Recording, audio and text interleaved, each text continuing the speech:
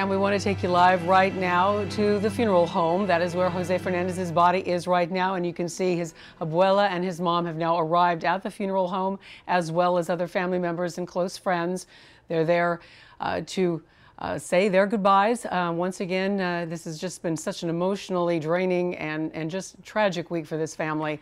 But you're watching the family going into the funeral home right now, and in a short time we expect that the body in the casket will be going out to the hearse and on its way to the church for the service. And every time we see Abuela and his mother, it gets you. It's just been such an emotional time for really the family, the friends, the fans, everyone that's been watching. And we know yesterday the public did get a chance to say their goodbyes to Jose Fernandez. His casket was placed at St. Brendan Catholic Church. Of course, yesterday we also had that funeral procession at Marlins Park where we saw all the players just gathered around, and that was also just such an emotional image as well. And we know that our Local 10 sports anchor, Will Manzo, he knows a lot about Jose Fernandez. Will, we know that you've been covering Jose since he was a young player, and he lived an incredible life. It was cut short, but we know this is just such an emotional time for everyone involved.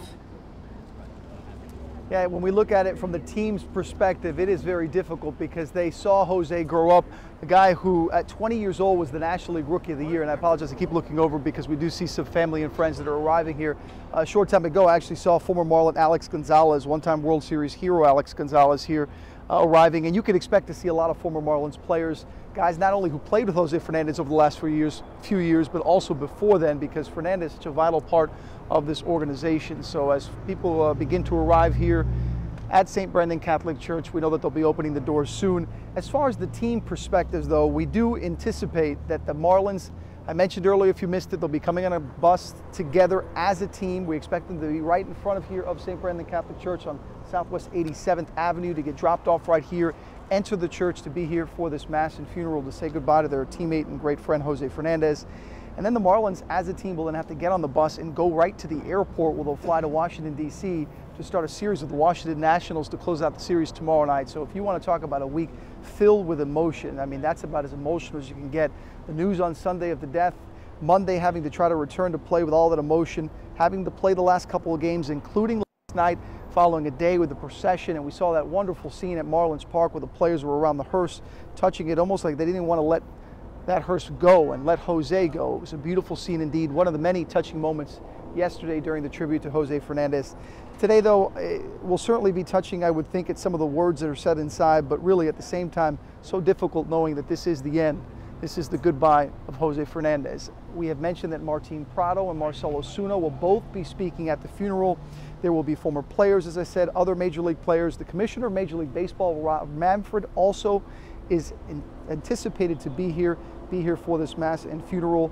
And his agent, Scott Boras, is one of the people who is supposed to be speaking inside during the mass. So we'll continue to be here. We anticipate sometime in the next 20 minutes. As we see right there over in the corner, here's Juan Pierre, former Marlin, over here on the side. He's just walking away now. I mentioned that some former Marlins, JP's a guy who I've seen in the clubhouse. He's been an advisor in spring training, had a good relationship with Jose, both very affable, fun guys. JP maybe one of the greatest guys you can cover in Marlins history. Jose the same type of personality, vibrant personality.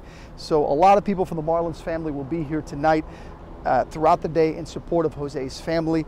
David Sampson said yesterday when he spoke to us here at Local 10 that today, as difficult as it may be, it really is just the beginning for the grief of the family. That's why they will continue to be for the family for the long term. They will not forget about Jose Fernandez. They will not forget about his family. They will always be a huge part of the Miami Marlins organization. That's a story from Southwest Miami-Dade. Will Manso, Local 10 News. And Will, actually, as you were speaking, we could see the people beginning to go into the church behind you. They were opening the doors and letting the family and friends in.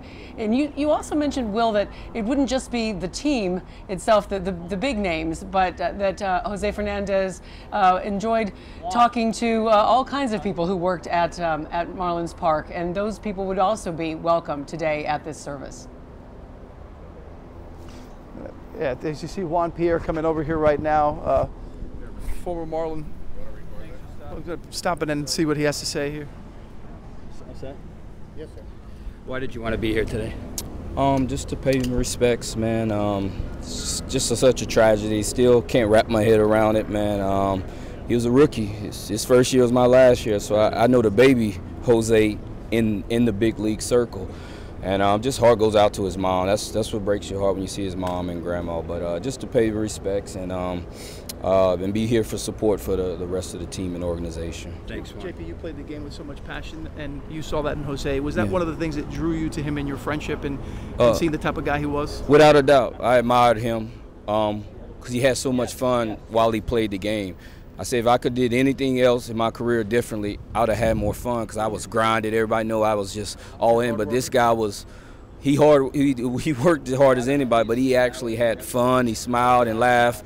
I couldn't play like that, but he could, and I was a good envious of him. But definitely his passion for the game. He was misunderstood a lot early in his career, but people realized that that's who he was. Yeah. My condolences, JP. It's good to see you. Juan Pierre, again, one of the more popular Marlins of all time, along with Jose Fernandez. And Juan is right. They were maybe not a harder worker in Marlins franchise history than Juan Pierre. He was a loving guy, good teammate. And as you can see there, what he saw in Jose, they played together. JP's last year was Jose's rookie year as a 20-year-old. So talk about a veteran and a young guy. One of the beautiful dynamics of being on a team and having teammates like that. And as you can see how important Jose Fernandez is to the Marlins franchise, that Juan Pierre here today with his family to say his farewell to Jose Fernandez. And right now we're looking at live pictures from the funeral home where just a short time ago we saw Abuela and his mother as well as family and friends arrived to that funeral home, and they did walk inside.